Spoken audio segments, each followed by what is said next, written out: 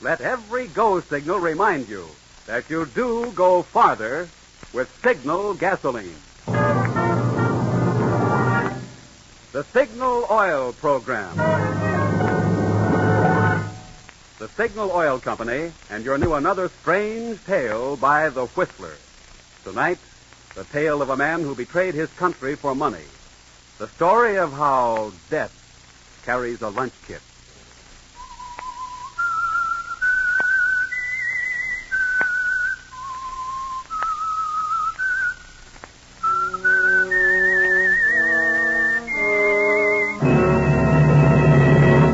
I am the Whistler, and I know many things, for I walk by night.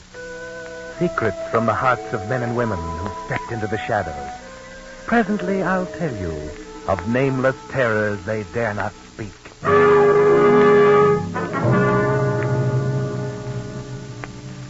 In a moment, the Whistler will tell you his gripping story. But first, I'd like to pass along an interesting comparison made by a Signal gasoline dealer who changed my motor oil recently. Signal 4-Star Motor Oil is like a bank, he said. The bank not only protects your money, but also pays you interest. This fine pre-war quality motor oil protects your motor by coating every part with a tough, lasting film of lubrication that resists heat and wear. I know Signal 4-Star is pre-war quality, and I know it protects my motor, I replied. But tell me, where does the interest come in? That, he said, is something extra you get. The carbon-removing property in Signal 4-Star Motor Oil.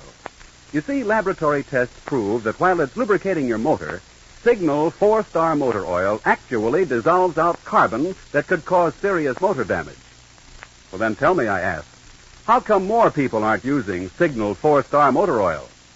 When they find out about this feature, he replied, smart motorists switch to 4-Star in a hurry. Especially operators of fleets of cars and trucks who keep a record of performance and can't afford to have vehicles laid up. Well, I said, I can't afford to have my car laid up either. And from now on, I'm giving my motor the oil that helps keep out carbon while it lubricates. Signal 4-Star Motor Oil. And now, the Whistler.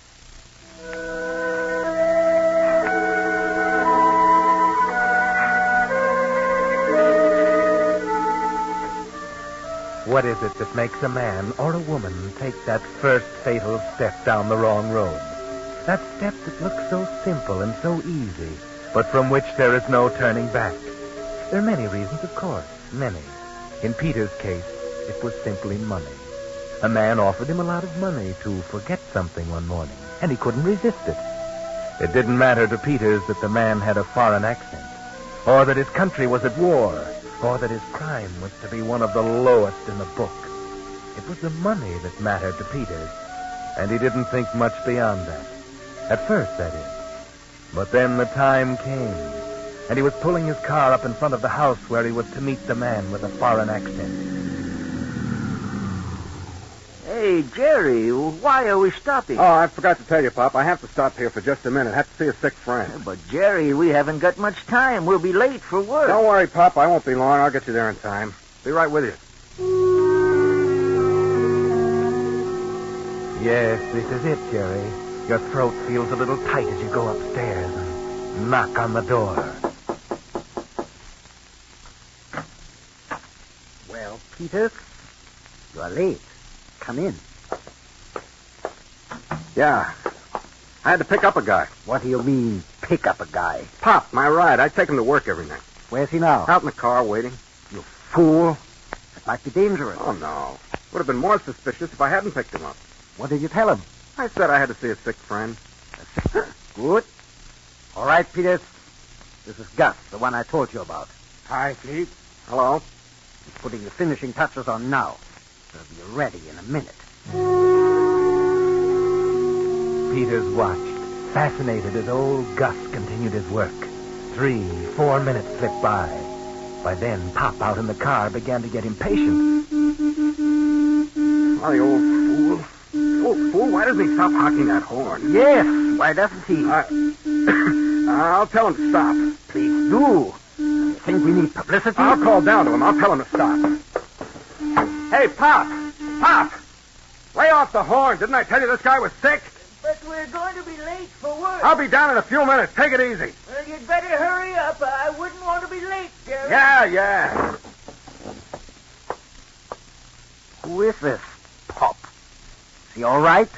Will he cause us any trouble? No, I did what you said. I made friends with one of the old-timers down at the plant. Now I can't get rid of him. How is it coming, Gus? It's almost finished. Yes, Gus the mechanic, an old hand and a good one, was almost finished. Peters had watched as he chipped out the inside of the thermos bottle, and now he was working on a detonator. It looked like one of those old-fashioned watches Peters' old man used to own. And as Gus started winding it, somehow the sound was so familiar, it sort of got Peters.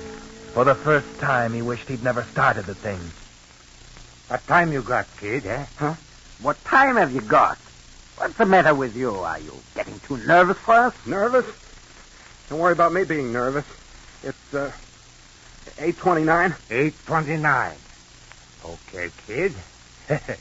What are you sweating about, huh? Who, me? Mr. Shark ain't sweating. Well, she'll go off at 6:30 tomorrow morning. Is that okay, Mr. Shark? Fine, Gus. Okay, Fine. kid, eh? Yeah, okay. Okay, then. Gus went to the steel cupboard and took down a metal jug. He came back to the table with it, cradled in his arms. Shark leaned forward. Peters felt himself tightening up inside. Without thinking about it, he pulled a pack of cigarettes out of his jacket and put one in his mouth. He was about to strike the match when Shark looked up. Put that match out, you fool. What? What's wrong with you? Haven't you any sense at all? What do you mean? Tell him, Gus. Kid, if one spark got into this nitro, they wouldn't find enough of us to fill that matchbox. Oh.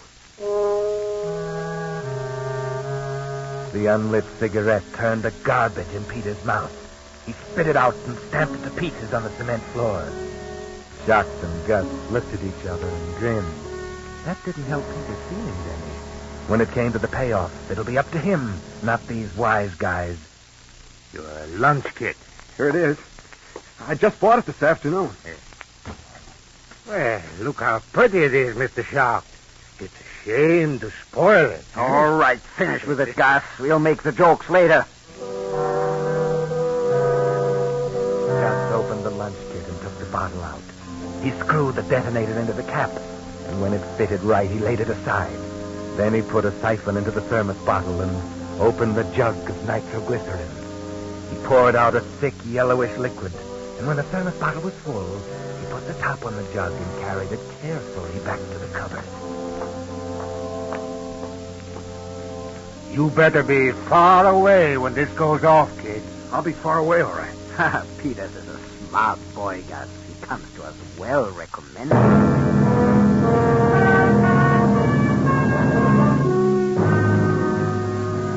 Gus didn't say anything after that. He bent down over his table, and his eyes tightened up till you could barely see them. He worked quickly, and you could see he knew what he was doing. Watching him, Peters began to feel a little better about everything. Now Gus was finished. He put the thermos bottle of nitro back inside the lunch kit, and then the sandwich and the orange. Then he closed the kit and handed it to Peters. Here you are.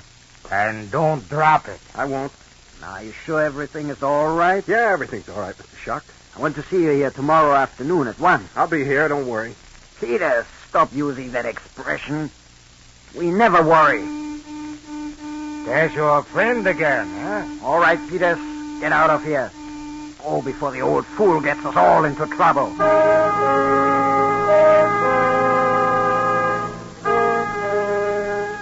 Peters had been with Gus and Mr. Shark for some time, and it was almost 9 now. It was a nice night, but Peters wasn't going to enjoy it. The old man was sitting in the Chevy smoking his pipe as Peters walked up. Is that you, Jerry? Yeah. It's about time. What kept you?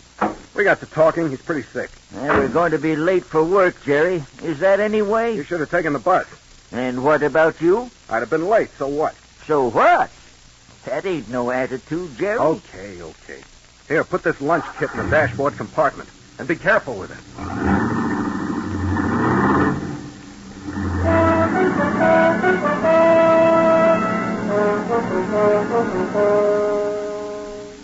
drive to the plant was something Peters would never forget. Just thinking about what was in that lunch kit was enough to drive him nuts. He ran into something. The tire blew. A speck of dust got into his eye, and he ran off the road. He stayed off the main highway. Too much traffic. This ain't the right road, Jerry. It'll get us there. We've been going 25 all the way. Can't you go any faster? We're going to be late, Jerry. We'll get there. Oh, you young fellas of the day. You're a strange, disturbing lot. You've a fever in your blood. You're restless, and you don't know why. Yeah, you're a strange lot. And I don't know what the end will be. What's that? What's what? That rattling, what is it? I don't know, Jerry. Sounds like your lunch kit. Here, let me at it. What are you worrying about that for? We're going to be late. Stop telling me we're going to be late. Stop jabbering. Let me alone, will you? Yes, Jerry. You think the lunch kit will be okay now? You packed it in pretty well. Okay, but if it starts rattling and I don't hear it, let me know right away. You hear me, Pop? I'll let you know, Jerry. You sure think a lot of that lunch kit. Yeah. Yeah, I sure do.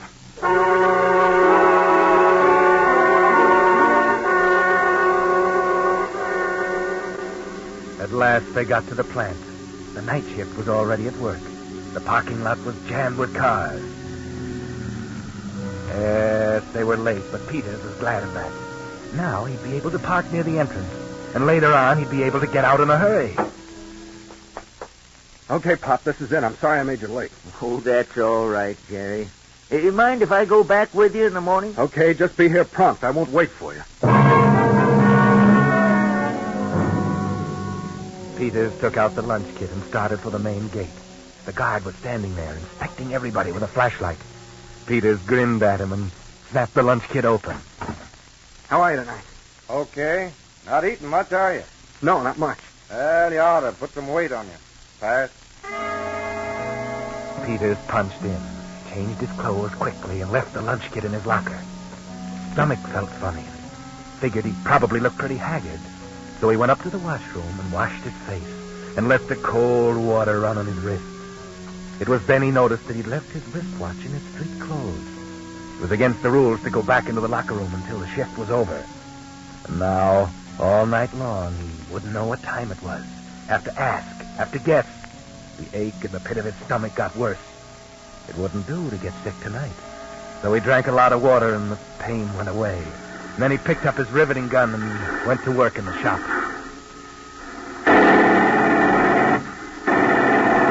Hey, what are you doing? Stop that gun.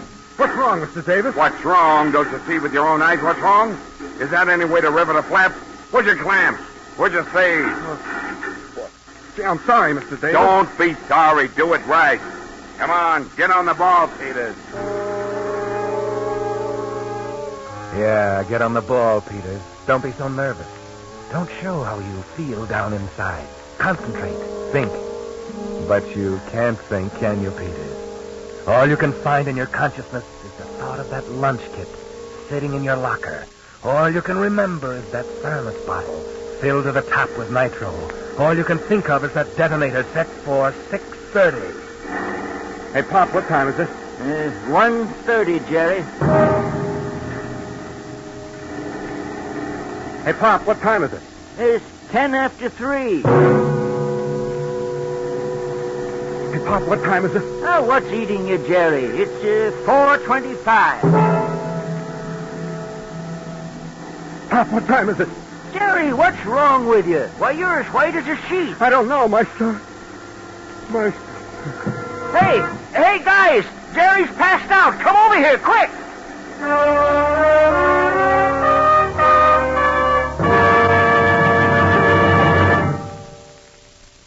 You are listening to the Signal Oil program. Let every go signal remind you that you do go farther with Signal gasoline.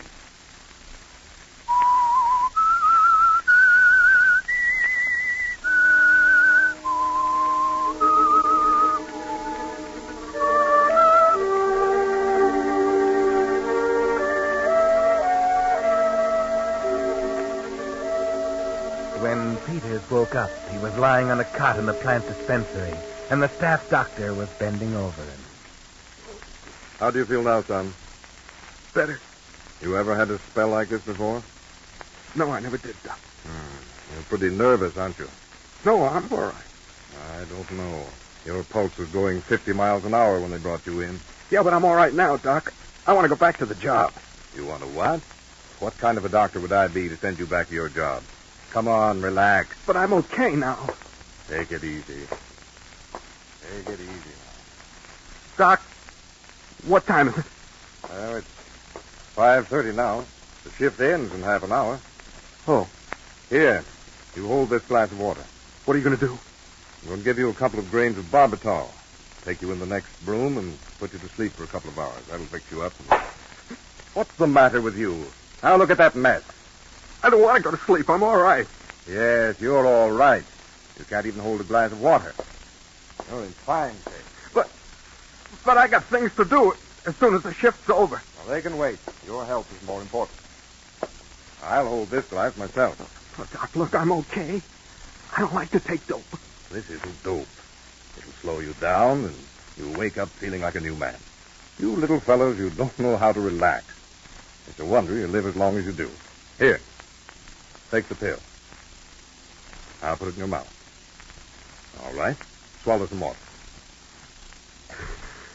Now, come along with me. There's a cot in the next room. Now, you just lie there and behave yourself. In a few minutes, you'll be sleeping like a baby. Okay. That's right. I will put these blankets up over you. You okay now?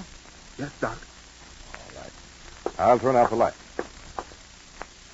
Good night, young fellow. Good night.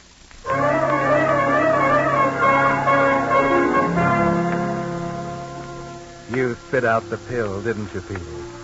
Good thing you thought of holding that pill under your tongue. If you'd swallowed it and gone to sleep. Well, you don't even want to think about that. There's a window in the room. She said it was 5:30. When the whistle blows at 6, you get up. Slip out the window and outside. Yeah, it'll work. Now you better rest. Rest.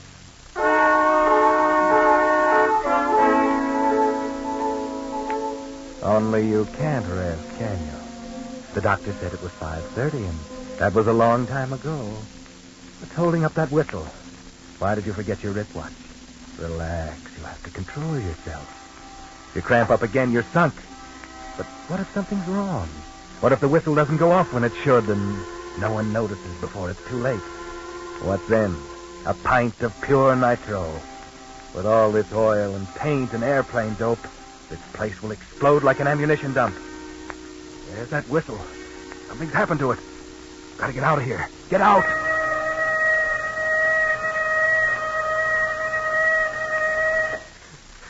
That's over. Now I gotta act fast.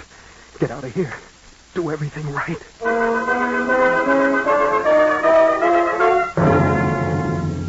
Getting out of the dispensary was easy. There was a shed right below the window.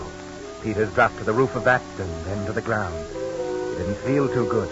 He was still weak from the cramp, but there was no time to think about that now. When he got to the locker room, the boys were climbing out of their work clothes, getting ready for the shower room. Hiya, Peters. You okay now? Yeah, I feel fine. Better stop drinking that turpentine, Jerry, huh? Boy, you had me worried, Jerry. I'm okay now, Pop. Do I still get the ride? Huh? Yeah. I'll see you later, then. I'm going to take a shower.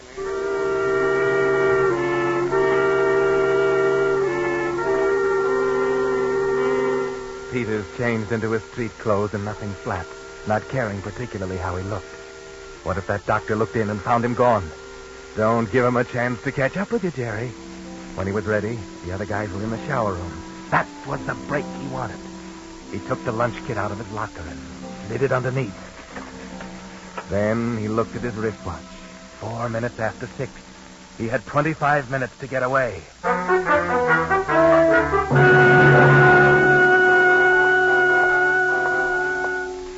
He was walking down past the front offices. No one else around yet. Couldn't walk too fast. Not too fast. Not too slow. Act natural. Past the foreman's office. Not too fast. Peters. Oh, hello, Mr. Davis. Well, Peters, how you feeling now? I'm all right, Mr. Davis. Good. Say, come into the office for a minute. I want to talk to you. Been meaning to for some time now. Now? Sure, now. I'm in kind of a hurry, Mr. Davis. Oh, it's 6 o'clock in the morning. Nobody's in a hurry. Come in. All right, but just for a minute. Yeah. Close the door. Yeah. Sit down. I really can't stay long, Mr. Davis. I'm supposed to meet someone. Meet someone? Oh, at 6 o'clock in the morning? You still look pale, Peters. Sure you feel all right? Oh, yes. Mr. Davis, it's about the mistake I made tonight in riveting. It's just that No. Forget it. Everybody makes mistakes. I'm the foreman. I make mistakes. Well, then Look at you squirming in that chair. Must be a blonde you're going to meet. Yeah. It takes a woman to get a man upset like you are. Mr. Davis, Yeah. You gotta go. Well, look. I always have a little talk with the new boys. Sort of a bull session. Couldn't we get together tomorrow? How do you like our little plan? It's fine, Mr. Davis. Yeah, we're almighty proud of the job we're doing here. Look, Mr. Davis, I've got a son overseas myself. Feel that this is the best way to back him up. Guess most everybody who works here feels the same. Hey, Peters, come back here. What's the matter? What's wrong with that guy?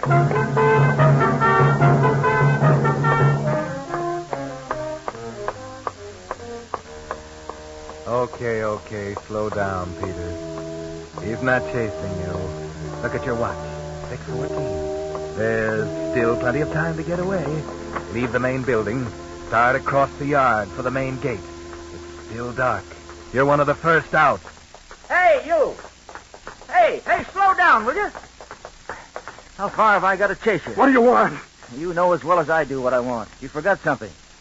What did I forget? You forgot to punch the time clock. I'll do it tomorrow. Tomorrow? Then it'll be my next. You're not leaving this plant till you punch out, mister. All right. I'll go back and punch out. Where's the fire? You ought to work that energy out during your shift, young fella. Yeah. Okay. Hey, What? there are 20 guys in line ahead of me. Oh, sure. What did you expect? You ain't the only one on this shift, you know. Hey, look, fella, I got to get to town early. How about letting me punch out now? End of the line, Bud. Well, it'll just take me a second. End of the line. Yeah, we all want to get to town early, Bud. Okay.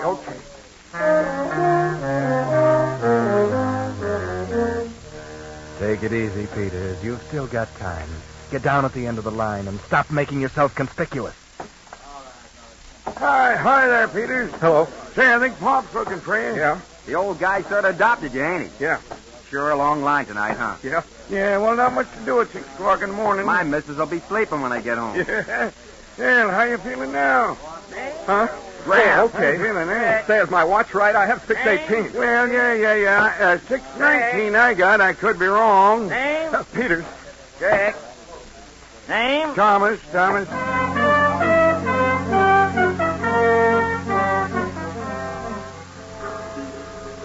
He finally got to the parking lot. But a whole lot of people are out now, and it's going to be crowded if you don't hurry, Peters. There's a little cold, too, and it takes a couple of seconds for the motor to catch. It's 6:21, Peters. No time to waste now. You're fighting for your life. Start backing out, quick. Hey, look out! Hey, you! Look at my headlights. What's the matter with you? Come out here and see what you did to my headlights. I'm sorry. I'll pay for them. That ain't the idea. You can't buy headlights like this anymore. All right, Peters is my name. Jerry Peters. I work in Shop 5. I'll see you tonight. We'll work out something. Not so fast. I've got to write this down. Got a pencil? Here's my pen. Use it. Jerry Peters. Shop 5? Yeah. Okay, here's your pen. I'll see you tonight. You ought to watch where you're going this time of the morning. Back up and let me out, will you, fella? Oh, you guys always in a hurry. That's how trouble starts. All right, my partner's backed her up. It's clear now. Thanks. You gotta hurry.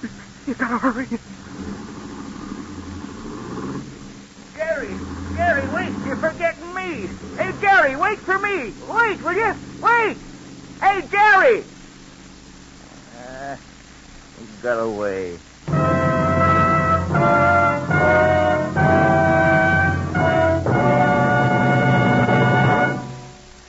The Whistler will bring us the ending of tonight's story in just a moment.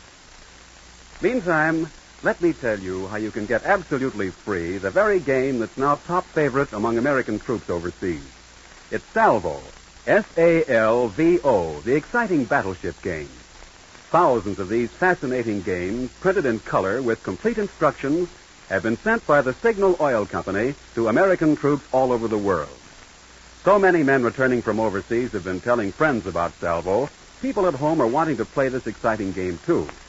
Recently, Signal was able to get a limited number of extra Salvo games for civilian home use.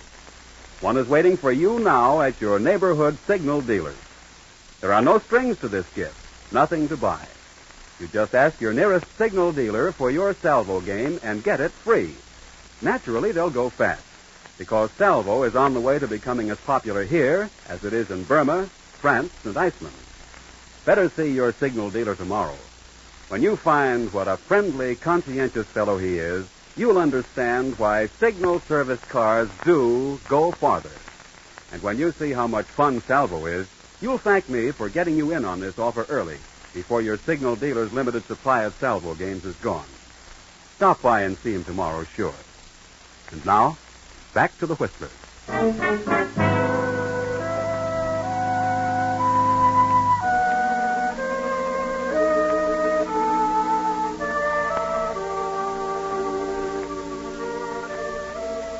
Yes, Jerry Peters got away from the plant. By 6:29, he was a good mile from the plant, racing along to safety. And back in the parking lot, Pop had something to say about the younger generation. How do you like that? These young fellers, I don't know what the end will be. What's the matter, Pop? You look like you got your dander up. Well, who wouldn't? He went off and left me. These young people got no sense of responsibility at all. Last night he drives like a turtle. This morning he races out of here like a demon and leaves me standing. Too bad, Pop. Maybe somebody else will give you a ride. Oh, I can get a bus. But this'll teach me to do a guy a favor. What do you mean, Pop? Well, that Jerry. He was going to ride me into town. So I come out here looking for him, and he's not at the car. So I go back in the plant to look, and I miss him. When I get back here, he's driving off. Yeah, but what's the favor you did him? Well, he was so darn particular about it. Then he goes off and leaves it under his locker. But I found it, and I put it in his car for him. What? His lunch kit. Hey! Now, I wonder what in the world that could have been.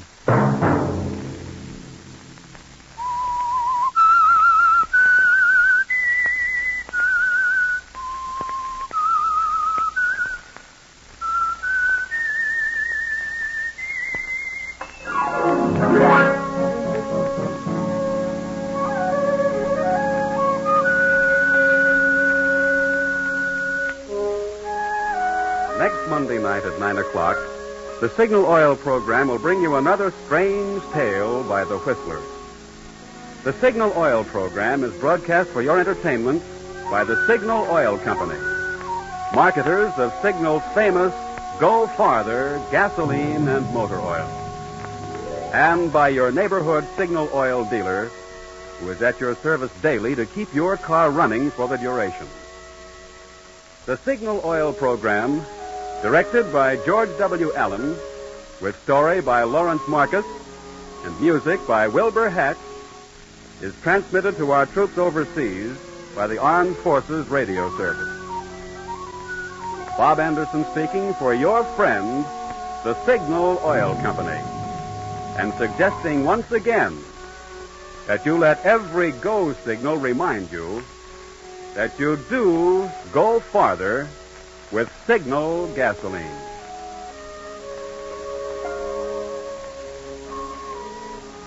This is CBS, the Columbia Broadcasting System.